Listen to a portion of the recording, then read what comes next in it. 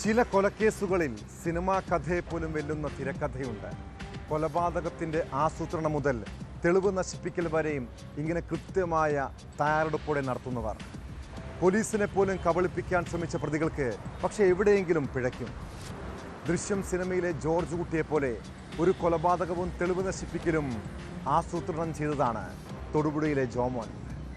ദൃശ്യം 4 നടപ്പാക്കിയെന്നും മൃതദേഹം ഇനി ഒരിക്കലും കിട്ടില്ലെന്നും ആത്മവിശ്വാസത്തോടെ പലരോടും വിളിച്ചു പറഞ്ഞ ജോമോൻ്റെ കണക്കുകൂട്ടലുകൾ എവിടെയാണ് തെറ്റിയത്? തൊടുപുഴ ബിജു കൊലക്കേസും ദൃശ്യം മോഡലായിരുന്നു. ഇതോടൊപ്പം IB ഉദ്യോഗസ്ഥയുടെ ആത്മഹത്യയിൽ നിർണായക വിവരങ്ങൾ പുറത്തുവരുന്നുണ്ട്. ഈ കേസുകളിലേക്ക് പോകും മുൻപ് എക്സൈസിനെ പരസ്യമായി വെല്ലുവിളിച്ച കണ്ണൂരിലെ റഫീന എന്ന യുവതിയെ കാണാം. MDMA കേസിലെ പ്രതിയായ യുവതിക്ക് ഫേസ്ബുക്കിലെ വെല്ലുവിളി കുരുക്കാകുമോ? വിശദമായി പരിശോധിക്കുകയാണ് പോലീസ് പട്രോൾ. സ്വാഗതം.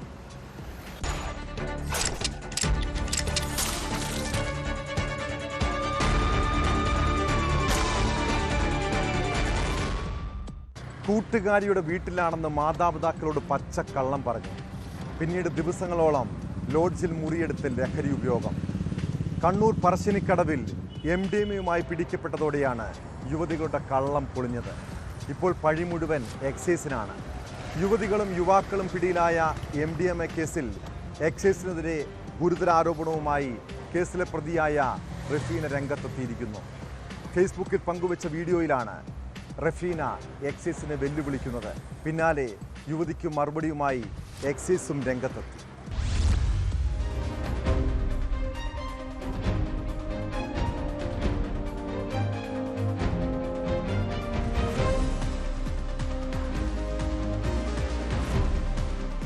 കണ്ണൂർ പറശ്ശിനിക്കടവിലെ ലോഡ്ജ് മുറിയിൽ 490 മില്ലിഗ്രാം MDMAയുമായി കഴിഞ്ഞ ദിവസമാണ് റഫീനയും സുഹൃത്ത് ജസീനയും ഉൾപ്പെടെ 4 പേരെ എക്സൈസ് പിടികൂടിയത്. പെരുന്നാളിന് കൂട്ടുകാരിയുടെ വീട്ടിലേക്കെന്ന് മാതാപിതാക്കളോട് കള്ളം പറഞ്ഞിറങ്ങിയ യുവതികൾ 3 ദിവസമായി ലോഡ്ജിൽ മുറിയെടുത്ത് ലഹരി ഉപയോഗിക്കുകയായിരുന്നു. അതിനിടെ എക്സൈസിന് രഹസ്യവിവരം കിട്ടിയതിന്റെ അടിസ്ഥാനത്തിൽ നടത്തിയ പരിശോധനയിലാണ് ഇവർ പിടിയിലായത്. റഫീന, ജസീന എന്നിവർക്ക് പുറമെ കണ്ണൂർ സ്വദേശികളായ മുഹമ്മദ് ഷംനാദ്, ജംഷിൻ എന്നിവരെ കസ്റ്റഡിയിലെടുത്തെങ്കിലും പിന്നീട് ജാമ്യത്തിൽ വിട്ടയച്ചു. ഇതിന് പിന്നാലെയാണ് എക്സൈസിനെതിരെ ആരോപണവുമായി യുവതി രംഗത്തെത്തിയത്. കൈക്കൂലി വാങ്ങിയാണ് ഉദ്യോഗസ്ഥർ തന്നെ പിടിച്ചതെന്നും എന്തുകൊണ്ട് റിമാൻഡ് ചെയ്തില്ലെന്നും റഫീന വീഡിയോയിൽ ചോദിക്കുന്നുണ്ട്. മുറിയിലെ CCTVകളടക്കം ഓഫ് ചെയ്തിരുന്നുവെന്നും ആരെയും ഫേസ് ചെയ്യാൻ മടിയില്ലെന്നും കേസിൽ പ്രതിയായ റഫീന പറയുന്നു. ആ റൂമിൽ എക്സൈസുകാർ വരുന്ന സമയത്ത് ഫുൾ CCTV അവിടെ ഓഫ് ആയിട്ടുണ്ടായിരുന്നു. എന്തിനു ഓഫ് ആക്കിയത്? അവര് വന്ന് എക്സൈസുകാർ വന്നിട്ട് അതിനുള്ളിൽ കയറിയിട്ട് അവർ തന്നെ ഒരു സാധനം വെച്ച് എടുത്തിട്ടാണ് അവർ ഇന്ന സാധനം കിട്ടിയെന്ന്. അവർക്ക് പറയാൻ അവിടെ ഓപ്ഷൻസ് ഇല്ല. ഞാൻ എന്നെ ജയിലിലോ കാര്യങ്ങളോ കൊണ്ടുപോയ എന്റെ ഭാഗത്ത് കുറെ കാര്യങ്ങൾ ചോദിക്കാനുണ്ട്. കുറെ ഭാഗം അവരുടെ ഭാഗത്ത് തെറ്റുണ്ട്. അതുകൊണ്ട് മാത്രമാണ് ഇവര് ഇന്നും എന്നെ ഇതാക്കാത്തത്, ഒന്നും നിൽക്കാത്ത. പക്ഷെ ഇവർക്ക് പരമാവധി വേണ്ടെന്നാ എന്നെ ആൾക്കാരെ മുന്നേ നാറ്റിക്കാം, അതാക്കാം ഇതാക്കാം, ഫോട്ടോസ് ഇട്ട് കളിക്കാം. ഓക്കെ ഫൈൻ, എനിക്ക് ഒരു കുഴപ്പമില്ല. അവരെത്രത്തോളം കളിക്കുന്നു അത്രത്തോളം എനിക്ക് ഒരു കുഴപ്പമില്ല. എന്റെ ഭാഗത്ത് മിസ്റ്റേക്ക് ഇല്ലെങ്കിൽ ഞാൻ പേടിക്കേണ്ട ആവശ്യമില്ല. പിന്നീട് റഫീനയുടെ വീഡിയോയ്ക്ക് കീഴിൽ എക്സൈസ് കമന്റായി ഇതിനുള്ള വിശദീകരണം നൽകി. സംഭവത്തിൽ കേസെടുത്തിട്ടുണ്ടെന്നും കുറഞ്ഞ അളവിലുള്ള ലഹരി ആയതുകൊണ്ട് റിമാൻഡ് ചെയ്യാതെ ജാമ്യത്തിൽ വിട്ടതെന്നും എക്സൈസ് പറയുന്നു. ഇൻസ്റ്റഗ്രാമിൽ പങ്കുവച്ച വീഡിയോയുടെ കമന്റ് ബോക്സ് പെൺകുട്ടി പിന്നീട് ഓഫ് ചെയ്തു.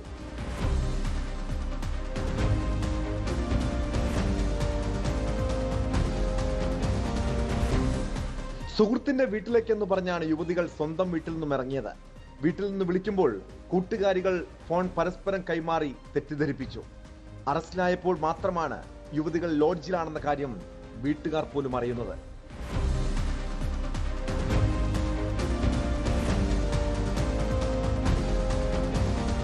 ന്യൂസ് 18 കണ്ണൂർ. മോഹൻലാൽ, ജിത്തു ജോസഫ് കൂട്ടുകെട്ടിന്റെ ദൃശ്യം 3-ാം ഭാഗം സിനിമാ പ്രേമികൾ കാത്തിരിക്കുകയാണ്. ആ സിനിമ ഇറങ്ങും മുൻപേ തൊടുപുഴയിൽ നിന്ന് ദൃശ്യം 4ന്റെ വിവരങ്ങൾ പുറത്തുവരുന്നു. തൊടുപുഴയിലെ വ്യവസായി ബിജു ജോസഫിന്റെ കൊലപാതക കേസിലാണ് നിർണായക കണ്ടെത്തൽ. കൊലപാതകത്തിന് ശേഷം പ്രതി ജോമോൻ പലരെയും ഫോണിൽ വിളിച്ച് താൻ ദൃശ്യം 4 നടപ്പാക്കിയെന്നും മൃതദേഹം ഒരിക്കലും കിട്ടില്ലെന്നും പലരോടും പറഞ്ഞു. ജോമോന്റെ ഫോണിൽ നിന്ന് ഇതിൻ്റെ കോൾ റെക്കോർഡ് അന്വേഷണ സംഘം കണ്ടെത്തിയിട്ടുണ്ട്. ദൃശ്യം സിനിമയിലെ പോലെ കൊലപാതകം നടത്തിയെന്നായിരുന്നു ജോമോൻ്റെ വെളിപ്പെടുത്തൽ. ജോമോൻ ഉൾപ്പെടെയുള്ള പ്രതികൾക്കായി പോലീസ് നൽകിയ കസ്റ്റഡി അപേക്ഷ നാളെ തൊടുപുഴ മുട്ടം കോടതി പരിഗണിക്കും.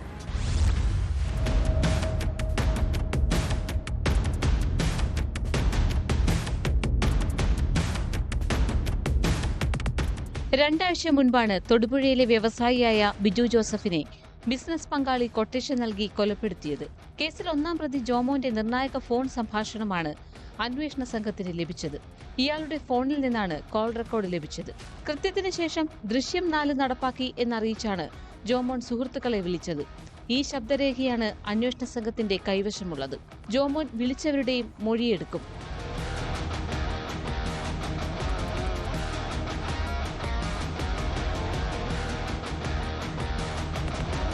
കൊലപാതകത്തിൽ പങ്കുണ്ടെന്ന് പോലീസ് സംശയിക്കുന്ന ജോമോന്റെ ഭാര്യയുടെ അറസ്റ്റും ഉടനുണ്ടാകുമെന്നാണ് സൂചന. ബിസിനസ് പങ്കാളിയായ ബിജുവും ജോമോനും പാർട്ട്ണർഷിപ്പ് വേർപിരിഞ്ഞ ശേഷം നടന്ന തർക്കമാണ് കൊലപാതകത്തിന് കാരണം. കൊട്ടേഷൻ സംഘത്തെ ഉപയോഗിച്ച് തട്ടിക്കൊണ്ടുപോയി കൊലപ്പെടുത്തി മാലിന്യക്കുഴിയിൽ മൃതദേഹം തള്ളുകയായിരുന്നു.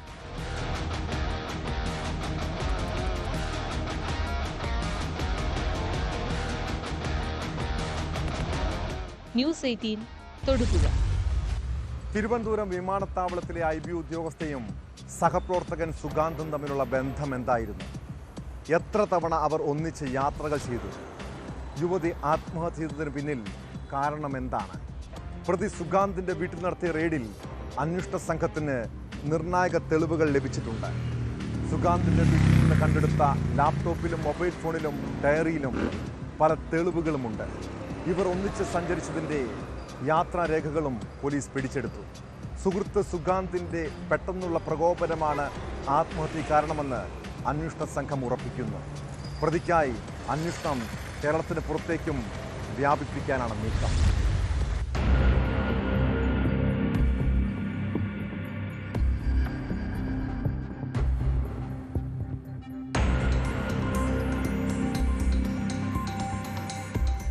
തിരുവനന്തപുരം വിമാനത്താവളത്തിലെ IB ഉദ്യോഗസ്ഥയായിരുന്ന പത്തനംതിട്ട കൂടൽ സ്വദേശിനിയായ 24-കാരിയുടെ ആത്മഹത്യയിൽ അന്വേഷണം കൂടുതൽ ഊർജിതമാക്കിയിരിക്കുകയാണ് പോലീസ്. കേസിലെ പ്രതി സുഗാന്തിന്റെ മലപ്പുറത്തെ വീട്ടിൽ കഴിഞ്ഞ ദിവസം രാത്രി പോലീസ് പരിശോധന നടത്തി.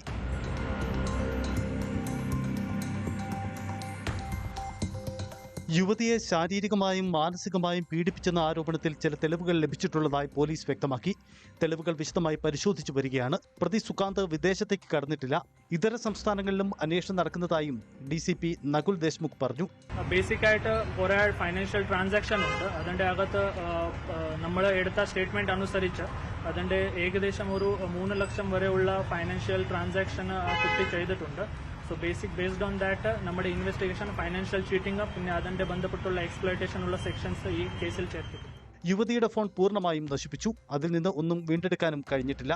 That is still under investigation because we could not specifically tell എന്തൊക്കെ ആയിരുന്നു. ബട്ട് ആ സമയത്ത് കോളുകൾ ഉണ്ടായിരുന്നു. That is the basic thing. പ്രതി കിട്ടിയ ശേഷം ആളിനോട് സംസാരിച്ച സമയത്ത് നമുക്ക് മനസ്സിലാവും.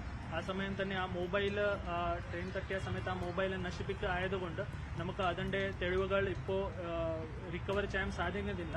So whenever we get that evidence then we can ഉറപ്പായിട്ട് പറയാൻ പറ്റും എന്തൊക്കെ എക്സാക്ട് റീസൺ ആയിരുന്നു. കേസുമായി ബന്ധപ്പെട്ട് ആദ്യമായിട്ടാണ് പോലീസ് സുഗാന്തിന്റെ വീട്ടിൽ പരിശോധന നടത്തുന്നത്. വീട്ടിൽ നിന്നും സുഗാന്തിന്റെ ലാപ്ടോപ്പ്, മൊബൈൽ ഫോൺ, ഡയറികൾ, യാത്രാരേഖകൾ തുടങ്ങിയവ ലഭിച്ചു. IB ഉദ്യോഗസ്ഥയെ വിവിധ സ്ഥലങ്ങളിൽ കൊണ്ടുപോയി എന്ന് തെളിയിക്കുന്ന യാത്രാരേഖകളാണ് ലഭിച്ചത്. മൊബൈൽ ഫോണിൽ നിന്ന് ചാറ്റുകളും ലാപ്ടോപ്പിൽ നിന്ന് കേസുമായി ബന്ധപ്പെട്ട തെളിവുകളും ലഭിക്കുമെന്നാണ് അന്വേഷണ സംഘം കരുതുന്നത്.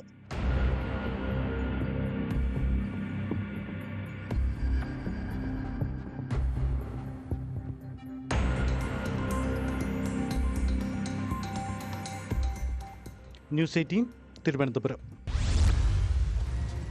ലോൺ ആപ്പിൻ്റെ കെണിയിൽപ്പെട്ട് ജീവിതം തകർന്ന പലരെക്കുറിച്ചും നമ്മൾ കേൾക്കാറുണ്ട്. ഇങ്ങനെ ഓൺലൈൻ ആപ്പിൻ്റെ ഇരയാണോ വെഞ്ഞാറമൂടിലെ അഫാനും കുടുംബവും? ലോൺ ആപ്പിൽ നിന്ന് അഫാൻ പണം കടമെടുത്തിരുന്നുവെന്ന് ഉമ്മ ഷെമിയുടെ മൊഴി. ബാങ്കിൽ ഉൾപ്പെടെ ഇങ്ങനെ 25 ലക്ഷം രൂപയുടെ ബാധ്യതയുണ്ടായി. സാമ്പത്തിക ബുദ്ധിമുട്ടുണ്ടായപ്പോൾ കുടുംബ സമാധാനം നഷ്ടപ്പെട്ടു. ഒടുവിൽ എല്ലാ പ്രതീക്ഷയും നശിച്ചതോടെയായിരുന്നു കൂട്ടക്കൊലപാതകം. മകൻ്റെ ആക്രമണത്തിൽ നിന്ന് രക്ഷപ്പെട്ട് ജീവിതത്തിലേക്ക് തിരിച്ചെത്തിയ ഷെമി കഴിഞ്ഞ കാര്യങ്ങൾ ഒന്നൊന്നായി ഓർത്തെടുക്കുകയാണ്.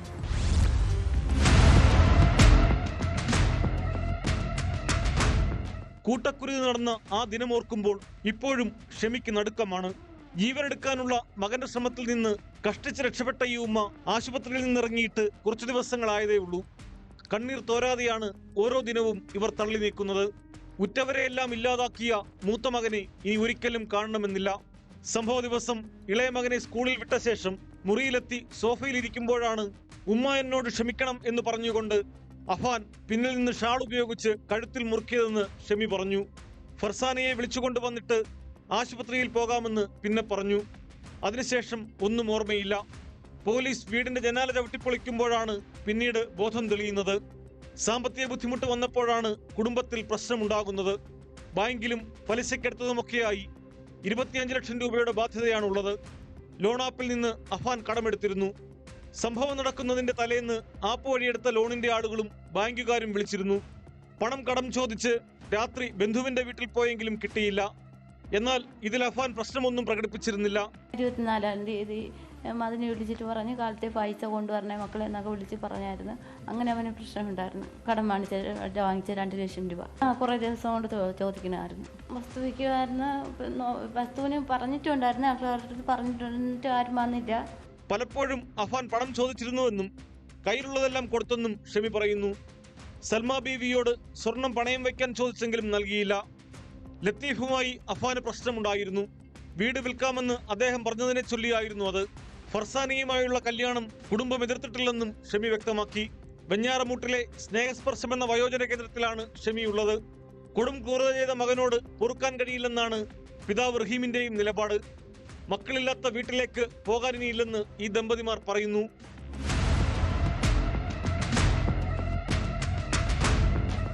News desk, news 18.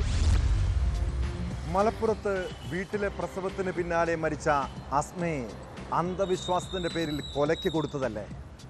ആ യുവതിയുടെ മരണം 4 പിഞ്ചു കുഞ്ഞുങ്ങളെയാണ് അനാഥരാക്കിയത്. അമിത രക്തസ്രാവം മൂലമാണ് മരണം സംഭവിച്ചതെന്ന് വ്യക്തമാക്കുന്നതാണ് പോസ്റ്റ്മോർട്ടം റിപ്പോർട്ട്. പ്രസവശേഷം ആവശ്യമായ ചികിത്സ ലഭിച്ചിരുന്നുവെങ്കിൽ യുവതി മരിക്കില്ലായിരുന്നു. പ്രസവശേഷം രക്തസ്രാവം നിർത്താനാവാതെ പോയതാണ് മരണകാരണമായതെന്നും റിപ്പോർട്ടിൽ പറയുന്നുണ്ട്. സംഭവത്തിൽ ഭർത്താവ് സിറാജുദ്ദീനെ പ്രതിയാക്കി പോലീസ് കേസെടുത്തു. യുവതിയുടെ മുൻപുള്ള 4 പ്രസവങ്ങളിൽ 2 എണ്ണവും വീട്ടിലായിരുന്നു.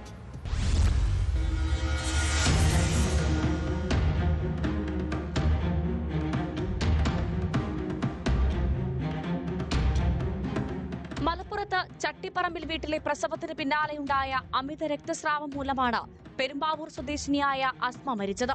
കൃത്യസമയത്ത് ആശുപത്രിയിൽ എത്തിച്ചിരുന്നുവെങ്കിൽ ജീവൻ രക്ഷിക്കാനാകുമായിരുന്നുവെന്നാണ് പ്രാഥമികമായി കണ്ടെത്തിയത്. അസ്മയുടെ ഭർത്താവ് സിറാജുദ്ദീനെതിരെ മനഃപൂർവ്വമുള്ള നരഹത്യ ചുമത്താവുന്ന കുറ്റമാണെന്ന് പ്രാഥമിക നിഗമനം. മലപ്പുറം പോലീസ് സ്റ്റേഷനിലാണ് ഇനി കേസിന്റെ തുടർ നടപടികൾ. സിറാജുദ്ദീൻ നിലവിൽ മലപ്പുറം പോലീസിന്റെ കസ്റ്റഡിയിലാണ്.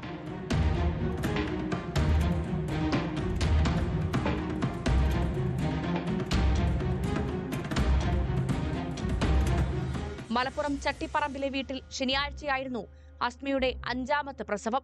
വൈകുന്നേരം 5 മണിയോടെ ആൺകുട്ടി ജനിച്ചെന്ന വിവരം അസ്മയുടെ വീട്ടുകാരെ ഭർത്താവ് സിറാജുദ്ദീൻ അറിയിച്ചു.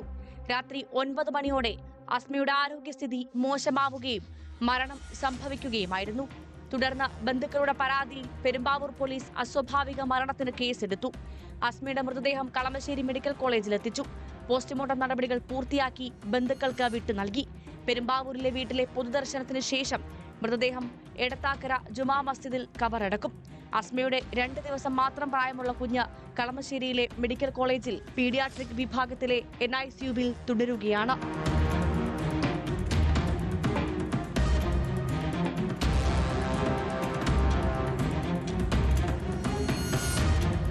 ന്യൂസ് 18 കൊച്ചി. ആലപ്പുഴയിലെ ഹൈബ്രിഡ് കഞ്ചാവ് കേസിൽ നടൻ ശ്രീനാഥ് ഭാസി അറസ്റ്റ് ഭയക്കുന്നുണ്ടോ? എക്സൈസ് പ്രതി പോലും ചേർക്കാത്ത നടൻ എന്തിനാണ് മുൻകൂർ ജാമ്യം തേടി ഹൈക്കോടതിയെ സമീപിച്ചത്? കേസിലെ മുഖ്യപ്രതി തസ്ലീമയുമായി പരിചയമുണ്ടെന്നും അവർ കഞ്ചാവ് ആവശ്യമുണ്ടോ എന്ന് ചോദിച്ചതായും ശ്രീനാഥ് ഭാസി വ്യക്തമാക്കുന്നുണ്ട്. കേസ് വ്യാജവും കെട്ടിച്ചമച്ചതുമെന്നാണ് താരത്തിൻ്റെ വാദം. എന്നാൽ കേസിൽ എക്സൈസിനോട് ഹൈക്കോടതി വിശദീകരണം തേടിയതിന് പിന്നാലെ താരം ഹർജി പിൻവലിച്ചിട്ടുണ്ട്. ഷൈൻ ടോം ചാക്കോ, ശ്രീനാഥ് ഭാസി എന്നീ ചലച്ചിത്ര താരങ്ങൾക്ക് ഹൈബ്രിഡ് കഞ്ചാവ് നൽകിയിരുന്നുവെന്ന് മുഖ്യപ്രതിയായ തസ്ലീമ സുൽത്താൻ എക്സൈസ് സംഘത്തിന് മൊഴി നൽകിയിരുന്നു.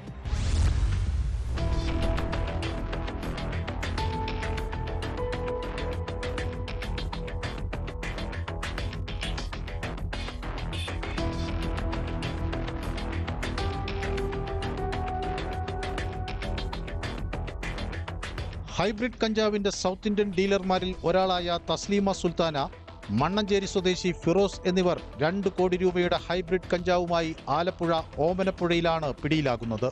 ഇവരുടെ ഫോൺ രേഖകൾ പരിശോധിച്ചതിൽ നിന്ന് നടന്മാരായ ഷൈൻ ടോം ചാക്കോ, ശ്രീനാഥ് ബാസി എന്നിവർ തസ്ലീമയുമായി ഓൺലൈൻ മുഖാന്തരം ബന്ധപ്പെട്ടിരുന്നുവെന്ന് കണ്ടെത്തി. ഇരുവരുടെയും ചാറ്റുകളടക്കം എക്സൈസിന് ലഭിച്ചു. തുടർ ചോദ്യം ചെയ്യലിൽ തസ്ലീമ ഒരുമിച്ച് ലഹരി ഉപയോഗിച്ചതിനെ സംബന്ധിച്ചുള്ള വിവരങ്ങൾ അന്വേഷണ സംഘത്തിന് നൽകി.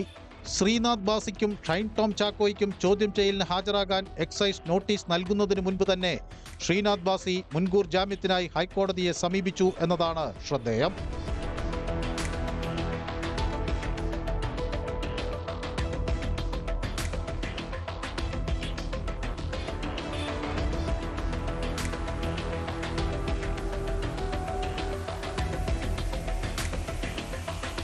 കേസ് വ്യാജവും കെട്ടിച്ചമച്ചതുമാണെന്നാണ് ശ്രീനാഥ് ബാസി കോടതിയെ അറിയിച്ചത്.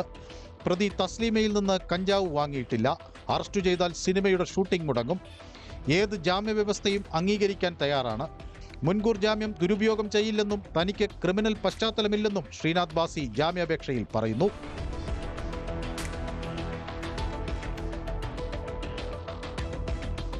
ശ്രീനാഥ് ബാസിയുടെ മുൻകൂർ ജാമ്യാപേക്ഷയിൽ ഹൈക്കോടതി എക്സൈസിനോട് റിപ്പോർട്ട് തേടുകയും ചെയ്തു. പിന്നാലെ ശ്രീനാഥ് ബാസി മുൻകൂർ ജാമ്യാപേക്ഷ പിൻവലിച്ചു. മുൻകൂർ ജാമ്യാപേക്ഷയിലെ വിവരങ്ങൾ പുറത്തുവന്നതോടെയാണ് ഹർജി പിൻവലിച്ചത്. അതേസമയം സിനിമാ മേഖലയിൽ പെൺവാണിഭ സംഘങ്ങളുമായി വരെ ബന്ധപ്പെട്ട് കേസിൽ കൂടുതൽ വിവരങ്ങൾ തേടുകയാണ് അന്വേഷണ സംഘം. അതിനുശേഷം മാത്രം തസ്ലീമയ്ക്കായി കസ്റ്റഡി അപേക്ഷ നൽകിയാൽ മതിയെന്ന നിലപാടിലാണ് അന്വേഷണ സംഘം.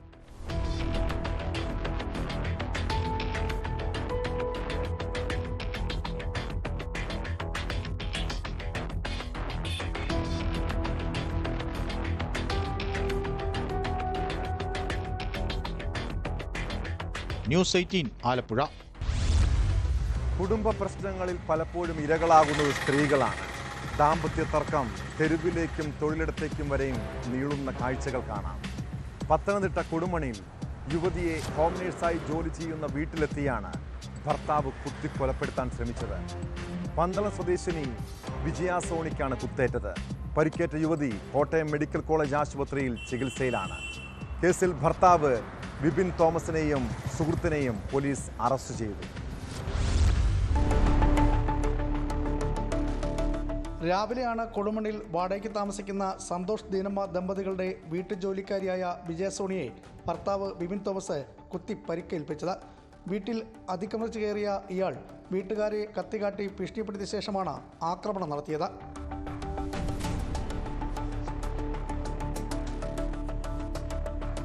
വയറിനും തലയ്ക്കും പരിക്കേറ്റ യുവതിയെ വിപിൻ തോമസ് തന്നെ പിന്നീട് പന്തളത്തെ സ്വകാര്യ ആശുപത്രിയിൽ എത്തിച്ചു. യുവതിയുടെ പരിക്ക് ഗുരുതരമല്ല. കുടുംബ പ്രശ്നങ്ങളാണ് ആക്രമണത്തിന് കാരണമെന്ന് പോലീസ് പറയുന്നു.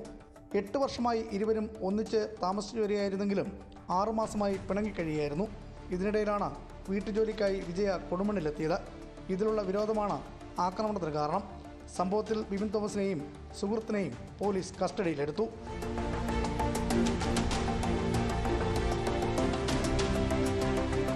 ന്യൂസ് 18 പത്തനംതിട്ട.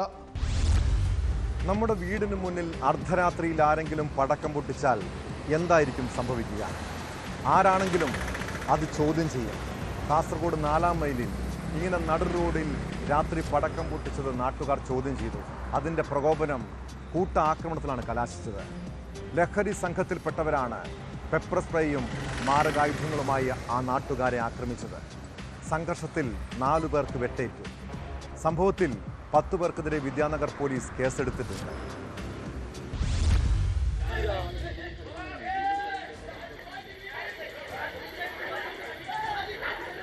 വീടിന് സമീപം പടക്കം പൊട്ടിച്ചതുമായി ബന്ധപ്പെട്ട തർക്കമാണ് ആക്രമണത്തിന് കാരണം. 4-ാം മൈലിൽ രാത്രി 11 മണിയോടെയാണ് സംഭവം. പ്രതികൾ അനാവശ്യമായി പടക്കം പൊട്ടിച്ചത് പ്രദേശവാസികൾ ചോദ്യം ചെയ്തിരുന്നു. ഇതോടെ ഇവർ സംഭവ സ്ഥലത്തു നിന്നും മടങ്ങി. മണിക്കൂറുകൾക്ക് ശേഷം വാഹനങ്ങളിൽ സംഘടിച്ചെത്തി പെപ്പർ സ്പ്രേ അടിച്ച് മാരകായുധങ്ങളുമായി ആക്രമിക്കുകയായിരുന്നു.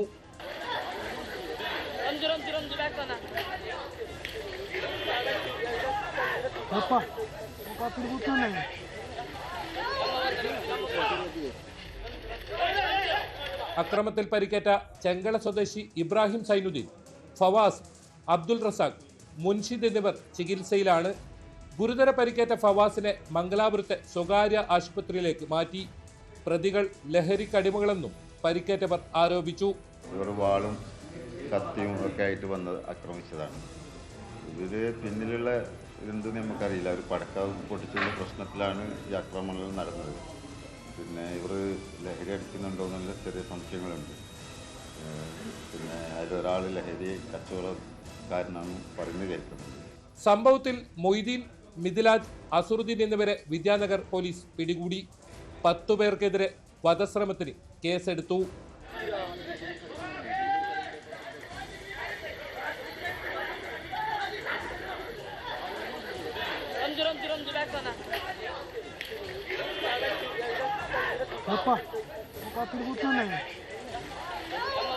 ന്യൂസ് 18 കാസർഗോഡ്. കരുനാഗപ്പള്ളിയിലെ ഗുണ്ടാ നേതാവ് ജിം സന്തോഷിനെ കൊലപ്പെടുത്തിയ കേസിൽ ഒരാഴ്ച പിന്നിടുമ്പോഴും പ്രധാന പ്രതി എവിടെയാണ്? പോലീസിന്റെ കൺമുന്നിൽ നിന്ന് രക്ഷപ്പെട്ട അലുവാദിലിനായി സംസ്ഥാനത്തെമ്പാടും വല വിരിച്ചിട്ടും ഒരു തുമ്പുപോലും അന്വേഷണ സംഘത്തിന് ലഭിച്ചിട്ടില്ല. അതിനിടെ കേസിലെ 7ാമത്തെ പ്രതി അറസ്റ്റിലായിട്ടുണ്ട്. നിരവധി ക്രിമിനൽ കേസുകളിലെ പ്രതിയായ സാമുവലാണ് കരുനാഗപ്പള്ളി പോലീസിന്റെ വലയിലായത്. സന്തോഷിനെ കൊല്ലാൻ കൊട്ടേഷൻ നൽകിയ പങ്കജിൽ നിന്നാണ് സാമുവലിനെ കുറിച്ച് നിർണായക വിവരം ലഭിച്ചത്.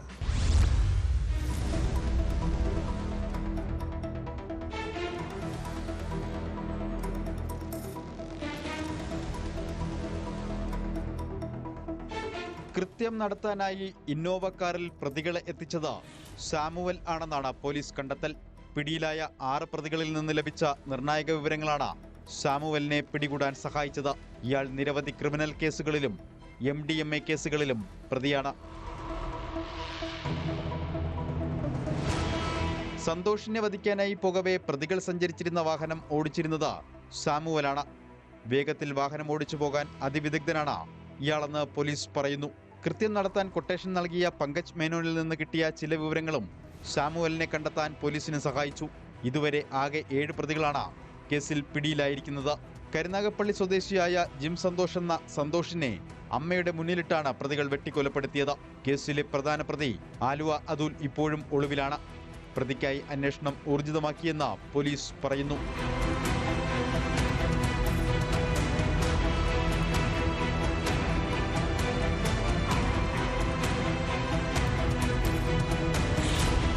ന്യൂസ് 18 കൊട്ടാരക്കര.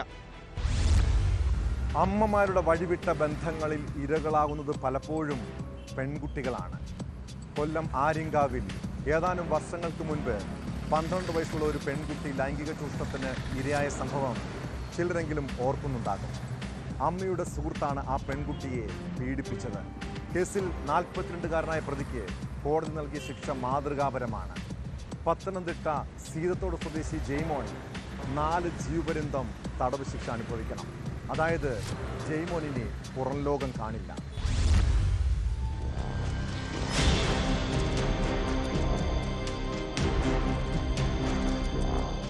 ആര്യങ്കാവ് കുളിർക്കാട് എസ്റ്റേറ്റിൽ മാതാവിനോടൊപ്പം കഴിഞ്ഞിരുന്ന 12കാരിയെ അവരോടൊപ്പം താമസിച്ചിരുന്ന സീതത്തോട് ചിറ്റാർ സ്വദേശി ജെയ്മോൻ തുടർച്ചയായി പീഡിപ്പിച്ചെന്നാണ് കേസ്.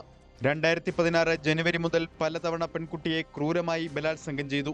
കേസിൽ ഇന്ത്യൻ ശിക്ഷാ നിയമത്തിലെയും പോക്സോ നിയമത്തിലെയും വകുപ്പുകൾ പ്രകാരം 4 ജീവപര്യന്തം തടവാണ് പ്രതിക്ക് ശിക്ഷ വിധിച്ചത്. 1 ലക്ഷം രൂപ പിഴയും വിധിച്ചു. പിഴയൊടുക്കാത്ത പക്ഷം 8 മാസം കഠിന തടവ് അനുഭവിക്കണം. പിഴ ഒടുക്കിയാൽ ആ തുക അതിജീവിതയ്ക്ക് നൽകാനും വിധിയിൽ പരാമർശിച്ചിട്ടുണ്ട്. ജില്ലാ ലീഗൽ സർവീസസ് അതോറിറ്റി അതിജീവിതയ്ക്ക് 3 ലക്ഷം രൂപ നഷ്ടപരിഹാരം നൽകണം. പുനലൂർ ഫാസ്റ്റ് ട്രാക്ക് സ്പെഷ്യൽ കോടതി ജഡ്ജി TD ബൈജുവാണ് ശിക്ഷ വിധിച്ചത്.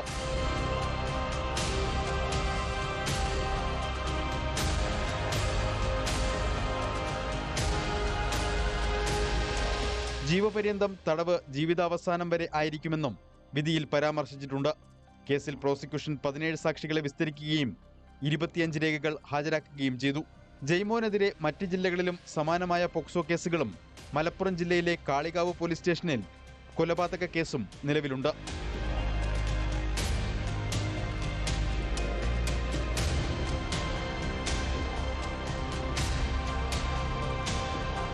ന്യൂസ് 18 പുനലൂർ. വീട് പൂട്ടി പുറത്തു പോകുന്നവരുടെ ശ്രദ്ധയ്ക്ക്, നിങ്ങൾ ദിവസങ്ങളോളം വീട്ടിൽ നിന്ന് മാറി നിൽക്കുന്നുണ്ടെങ്കിൽ സ്വർണവും പണവും അവിടെ സൂക്ഷിക്കാതിരിക്കുക. ഇങ്ങനെ ആളില്ലാത്ത വീടുകൾ കേന്ദ്രീകരിച്ച് കള്ളന്മാർ കവർച്ചയ്ക്ക് ഇറങ്ങുന്നുണ്ട്. തിരുവനന്തപുരം വിഴിഞ്ഞത്ത് പൂട്ടിയിട്ടിരുന്ന വീട് കുത്തിത്തുറന്ന് മോഷണം നടന്നു. 4 പവന്റെ സ്വർണ്ണമാലയാണ് കള്ളൻ കവർന്നത്. സംഭവത്തിൽ വിഴിഞ്ഞം പോലീസ് കേസെടുത്ത് അന്വേഷണം ആരംഭിച്ചിട്ടുണ്ട്.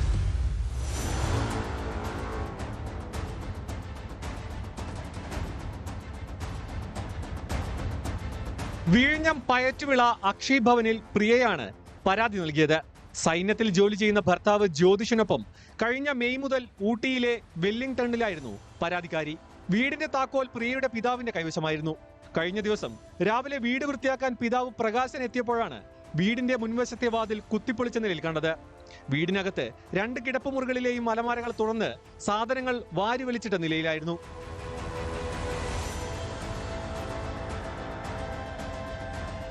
നോക്കിയപ്പോൾ പാറയിട്ട് കുത്തി പൊളിച്ച രീതിയിലാണ് കണ്ടത്. റൂമിനകത്ത് കയറി നോക്കിയപ്പോൾ തുണിയെല്ലാം വാരി ഇറങ്ങിയിരിക്കുന്നത് കണ്ടു. പിന്നെ ഗോൾഡ് കവറിങ് കുറച്ചുണ്ടായിരുന്നു, അതും എടുത്തുകൊണ്ട് പോയി 4 പവൻ്റെ ഒരു മാല റൂമിനകത്ത് അലമരക്കകത്ത് ഷെൽഫിൽ ഒളിച്ചു വെച്ച നിലയാണ്. അതിനെ എടുത്തുകൊണ്ട് പോയി. പൈസയൊന്നും പോയിട്ടില്ല, തുണിയെല്ലാം വാരി എറിഞ്ഞു.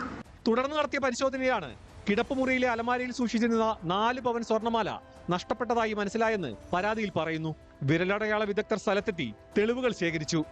സംഭവത്തിൽ കേസെടുത്ത് അന്വേഷണം ആരംഭിച്ചതായി വിഴിഞ്ഞം പോലീസ് പറഞ്ഞു.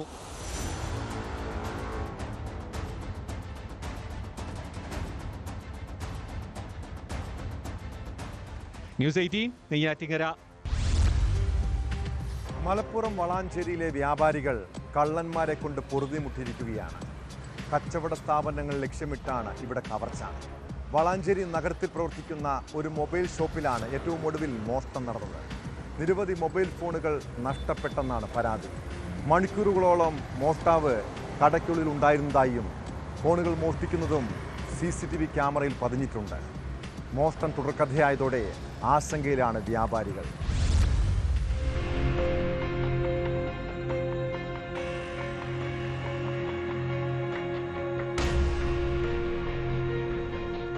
വളാഞ്ചേരി പെരിന്തൽമണ്ണ റോഡിൽ ബ്രദേഴ്സ് ഒപ്റ്റിക്കൽസ് ആൻഡ് മൊബൈൽസിന്റെ ഷോറൂമിലാണ് പുലർച്ചെ മോഷണം നടന്നത്. 3 ലക്ഷം രൂപ വിലമതിക്കുന്ന സ്മാർട്ട് ഫോണുകൾ, ഇയർബഡ്സ് തുടങ്ങിയവ നഷ്ടപ്പെട്ടിട്ടുണ്ട്. പുലർച്ചെ 1:30ക്കും 3:30ക്കും ഇടയിലാണ് മോഷണം നടന്നതെന്നാണ് വിവരം. ഷട്ടറിന്റെ പൂട്ട് കട്ടർ ഉപയോഗിച്ച് അറുത്തുമാറ്റിയാണ് മോഷ്ടാക്കൾ അകത്ത് പ്രവേശിച്ചത്. CCTV ദൃശ്യങ്ങളിൽ മണിക്കൂറുകളോളം മോഷ്ടാവ് കടയ്ക്കുള്ളിൽ ഉണ്ടായിരുന്നതായി വ്യക്തമാണ്. ഫോണുകൾ മാറ്റുന്നതും CCTV ക്യാമറയിലെ ദൃശ്യങ്ങളിൽ കാണാം.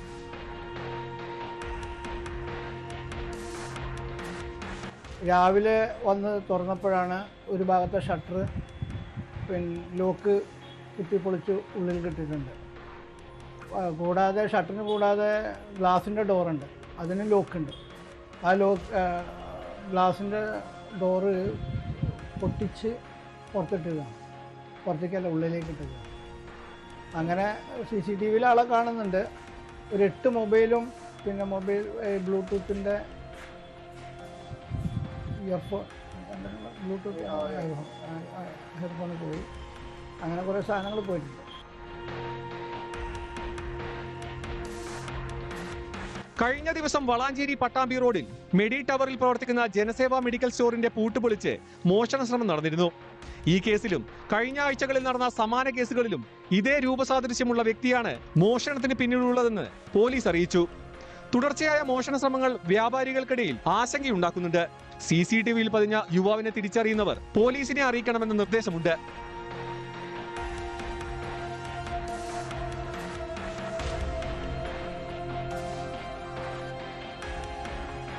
ന്യൂസ് 18 തിരൂർ. തിരുവനന്തപുരം ഒറ്റൂരിലെ വാള ബിജു എന്ന ബിജുവും പാക്കരൻ എന്ന വിളിപ്പേരുള്ള പ്രശാന്തും പോലീസിന്റെ നോട്ടപ്പുള്ളികളാണ്. വധശ്രമം, അടിപിടി ഉൾപ്പെടെ നിരവധി കേസുകളിൽ പ്രതിയാണ് മുൻ കാപ്പ കേസ് പ്രതി കൂടിയായ ബിജു. കല്ലമ്പലത്ത് സ്ഫോടക വസ്തുക്കളുമായി ബിജുവും കൂട്ടാളികളും പോലീസിന്റെ പിടിയിലായിരിക്കുന്നു. ക്ഷേത്രോത്സവം അലങ്കോലപ്പെടുത്താനും എതിരാളികളെ ആക്രമിക്കാനും ലക്ഷ്യമിട്ടാണ് ഇവർ എത്തിയതെന്ന് പോലീസ് പറയുന്നു.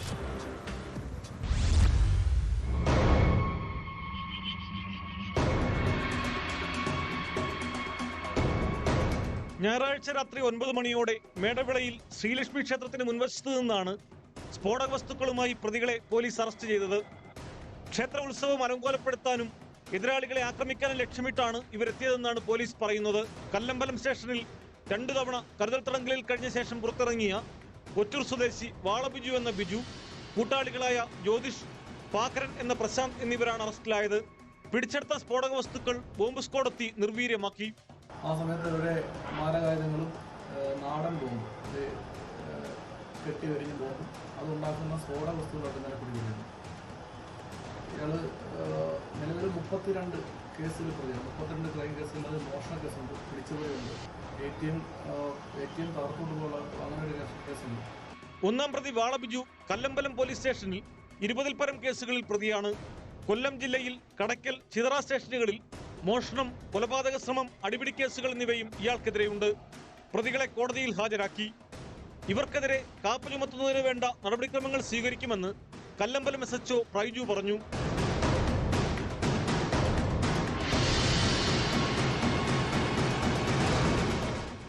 ന്യൂസ് 18 ആറ്റിങ്ങൽ. നടിയെ ആക്രമിച്ച കേസിൽ ദിലീപിന് തിരിച്ചടി.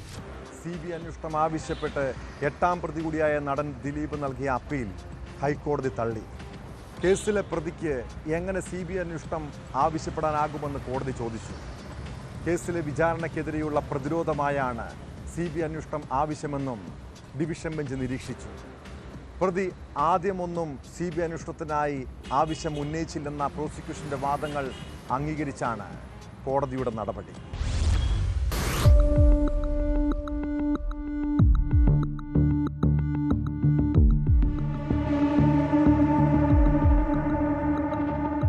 നടിയെ ആക്രമിച്ച കേസിലെ വിചാരണ അന്തിമഘട്ടത്തിലാണെന്ന് പ്രോസിക്യൂഷന്റെ വാദം അവസാനിച്ചുവെന്നും സർക്കാർ ഹൈക്കോടതിയെ അറിയിച്ചിരുന്നു. ഇത് പരിഗണിച്ചാണ് ഹൈക്കോടതി നടപടി. പ്രതിക്ക് എങ്ങനെ CBI അന്വേഷണം ആവശ്യപ്പെടാനാകുമെന്ന് ഹൈക്കോടതി ചോദിച്ചു. പ്രതിയല്ല, ഇത് പ്രോസിക്യൂഷനാണ് ആവശ്യപ്പെടേണ്ടതെന്ന് നേരത്തെയുള്ള വാദത്തിനിടെ പ്രോസിക്യൂഷൻ തന്നെ കോടതിയിൽ പറഞ്ഞിരുന്നു. വിചാരണയ്ക്കെതിരെയുള്ള പ്രതിരോധമായാണ് CBI അന്വേഷണ ആവശ്യം ഉയർത്തുന്നതെന്നും പ്രോസിക്യൂഷൻ ചൂണ്ടിക്കാട്ടി.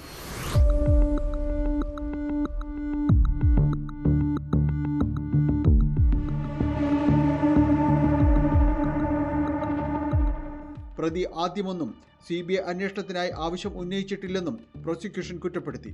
ഈ വാദങ്ങൾ ഡിവിഷൻ ബെഞ്ച് ശരിവെച്ചു. CBI അന്വേഷണ ആവശ്യത്തിലെ അപ്പീൽ മനഃപൂർവ്വം നീട്ടിക്കൊണ്ടുപോകുകയാണെന്നും prosecution വാദമുയർത്തിയിരുന്നു.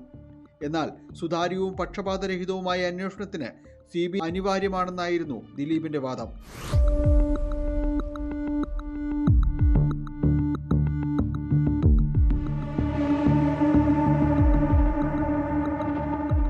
News 18 Kochi. Cinema നിർമ്മാതാവും വ്യവസായിയുമായ Gokulam ഗോപാലിനെ കേന്ദ്ര ഏജൻസികൾ അങ്ങനെ വിടുന്ന മട്ടില്ല. ഗോകുലം ഗ്രൂപ്പിന്റെ സ്ഥാപനങ്ങളിൽ നടത്തിയ റെയ്ഡിന് പിന്നാലെ 6 മണിക്കൂർ നീണ്ട ചോദ്യം ചെയ്യൽ. കൊച്ചിയിലെ ഓഫീസിലേക്ക് വിളിച്ചു വരുത്തിയാണ് ED വീണ്ടും ചോദ്യം ചെയ്തത്. അന്വേഷണ ഏജൻസികൾക്ക് സംശയം തോന്നിയാൽ ചോദിക്കാൻ അധികാരമുണ്ടെന്ന് അദ്ദേഹം മാധ്യമങ്ങളോട് പ്രതികരിച്ചു.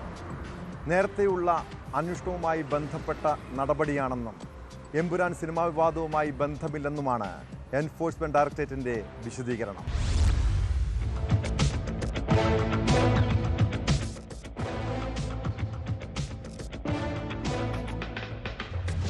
എമ്പുരാൻ വിവാദത്തിനിടെ ഇത് 2ാം തവണയാണ് ഗോകുലം ഗോപാലനെ ED ചോദ്യം ചെയ്യുന്നത്. കഴിഞ്ഞ ദിവസങ്ങളിൽ നടന്ന റെയ്ഡിൽ കണ്ടെടുത്ത രേഖകളുടെയും വസ്തുതകളുടെയും വിശദമായ പരിശോധന ED നടത്തിയിരുന്നു. ഇതിനുശേഷമാണ് വീണ്ടും വിളിച്ചു വരുത്തിയത്. ഉച്ചയ്ക്ക് 1 മണിയോടെ കൊച്ചി സോണൽ ഓഫീസിലെത്തിയ ഗോകുലം ഗോപാലന്റെ ചോദ്യം ചെയ്യൽ പൂർത്തിയായത് വൈകിട്ട് 6 മണിക്കാണ്. അന്വേഷണ ഏജൻസികൾക്ക് സംശയം തോന്നിയാൽ ചോദിക്കാൻ അധികാരമുണ്ടെന്ന് അദ്ദേഹം പിന്നീട് മാധ്യമങ്ങളോട് പ്രതികരിച്ചു. അവർക്ക് ഡൗട്ട് തോന്നി, ഞാൻ എന്നോട് ചോദിച്ചു, അവർക്ക് അധികാരം. ചോദ്യങ്ങളോട് ഗോകുലം ഗോപാലൻ നൽകിയ മറുപടികൾ പരിശോധിച്ച ശേഷം ആവശ്യമെങ്കിൽ വീണ്ടും വിളിച്ചു വരുത്തുമെന്നാണ് ED നൽകുന്ന സൂചന.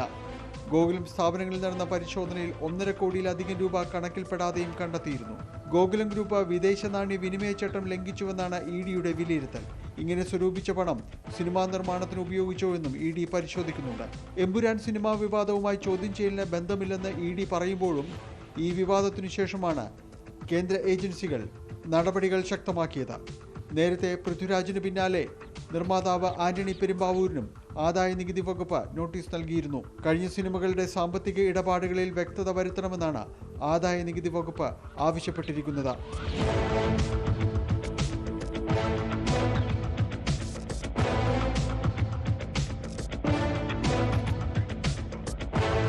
ന്യൂസ് 18 കൊച്ചി.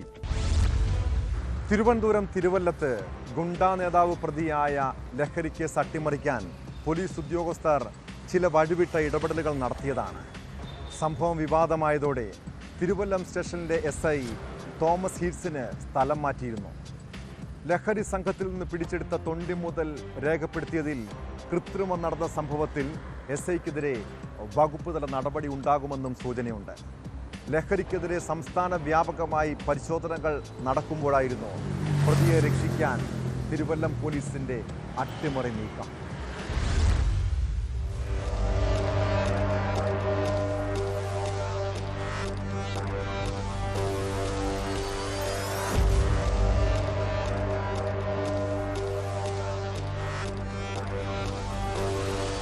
ഗുണ്ട, പൊക്കം ഷാജി, കൂട്ടാളി എന്നിവരിൽ നിന്ന് ഹാഷിഷ് ഓയിൽ പിടികൂടിയത് മഹസറിൽ രേഖപ്പെടുത്തിയില്ലെന്നും കഞ്ചാവിന്റെ തൂക്കം കുറച്ചു കാണിച്ചെന്നുമാണ് SI തോമസ് ഹീറ്റ്സിനെതിരായ ആരോപണം.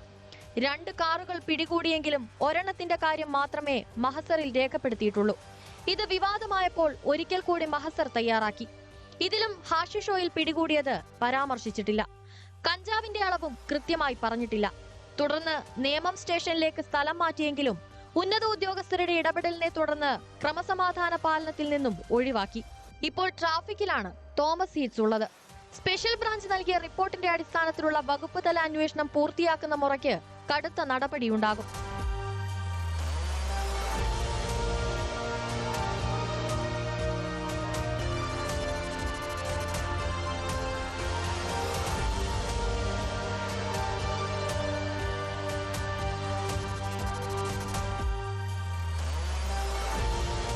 ഡാൻസ് ഓഫ് സംഘമാണ് ലഹരി സംഘത്തെ പിടികൂടി തിരുവല്ലം പോലീസിന് കൈമാറിയത്.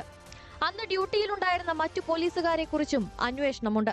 പ്രതികൾക്ക് എളുപ്പത്തിൽ ജാമ്യം ലഭിക്കാനാണ് മഹസറിൽ കൃത്രിമം കാട്ടിയതെന്നാണ് കരുതുന്നത്. ലഹരി വ്യാപനം തടയാൻ സംസ്ഥാന വ്യാപകമായി പരിശോധനകൾ നടക്കുമ്പോഴായിരുന്നു തിരുവല്ലം പോലീസിന്റെ അട്ടിമറി നീക്കം.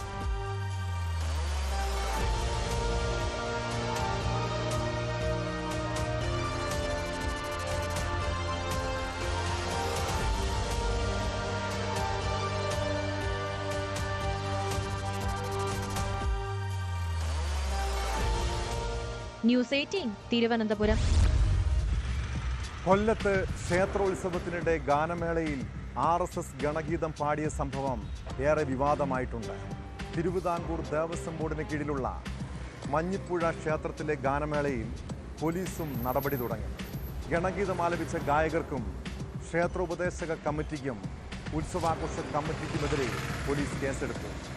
ക്ഷേത്രവുമായി ബന്ധപ്പെട്ട സംഭവത്തിൽ ദേവസ്വം അസിസ്റ്റന്റ് കമ്മീഷണറെ ദേവസ്വം ബോർഡ് അന്വേഷണത്തിന് ചുമതലപ്പെടുത്തിയിട്ടുണ്ട്.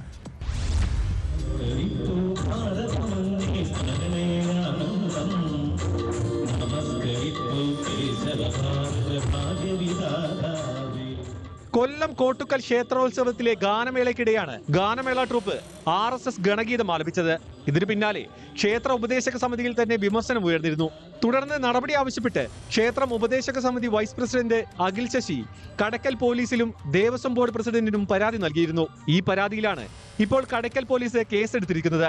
RSS സ്ഥാപകൻ ഹെഡ് ഗവർണറെ പ്രകീർത്തിക്കുന്ന നമസ്കരിപ്പൂ ഭാരതം അങ്ങേ എന്ന ഗണഗീതം മഞ്ഞുപുഴ ശ്രീ ഭദ്രകാളി ക്ഷേത്ര സ്റ്റേജിൽ ആലപിച്ചു എന്നതാണ് കേസ്. ഒന്നാം പ്രതികളായ നൈറ്റ് ബേർഡ് ഓർക്കസ്ട്രയുടെ ഗായകൻ ആലപിക്കുകയും രണ്ടാം പ്രതികളായ ക്ഷേത്രം ഉപദേശക സമിതിയും മൂന്നാം പ്രതികളായ ഉത്സവാഘോഷ കമ്മിറ്റി അംഗങ്ങളും വേണ്ട സജ്ജീകരണങ്ങൾ ഒരുക്കിക്കൊടുത്തു എന്നും FIR-ൽ പറയുന്നു. 2-3 പ്രതികൾ ചേർന്ന് പാർട്ടി കൊടിതോരണങ്ങൾ കെട്ടിയതിന് കേസെടുത്തതായി FIR-ൽ പറയുന്നു. അതേസമയം സംഭവത്തിൽ കർശന നടപടിക്കൊരുങ്ങിയിരിക്കുകയാണ് ദേവസ്വം ബോർഡ്. ക്ഷേത്ര ഉപദേശക സമിതി പിരിച്ചുവിടുമെന്നും Travancore Devaswom board president PS Prasanth അറിയിച്ചു. അതുമായി ബന്ധപ്പെട്ട് റിപ്പോർട്ട് ഇന്ന് കൊട്ടാരക്കര AC-യിൽ നിന്ന് കിട്ടും. റിപ്പോർട്ട് കിട്ടിയാൽ ഉടൻ തന്നെ കോടതി നിർദ്ദേശപ്രകാരം തന്നെ പിരിച്ചുവിടുന്നത് ഉൾപ്പെടെയുള്ള കാര്യങ്ങളുമായി ദേവസ്വം ബോർഡ് മുന്നോട്ട് പോകും. ഗണഗീതം പാടിയത് ബോധപൂർവമായ ശ്രമമാണ്. ക്ഷേത്ര ഉപദേശക സമിതികൾ ക്ഷേത്ര ഭരണക്കാരായി മാറുന്നുവെന്നും പ്രസാദ് പറഞ്ഞു. നേരത്തെ കടക്കൽ ദേവീക്ഷേത്രത്തിലെ തിരുവാതിര മഹോത്സവത്തിൽ പുഷ്പനെ അറിയാമോ എന്ന CPM ഗാനം പാടിയതിന് ഗായകൻ അലോഷിക്കെതിരെ കേസെടുത്തിരുന്നു.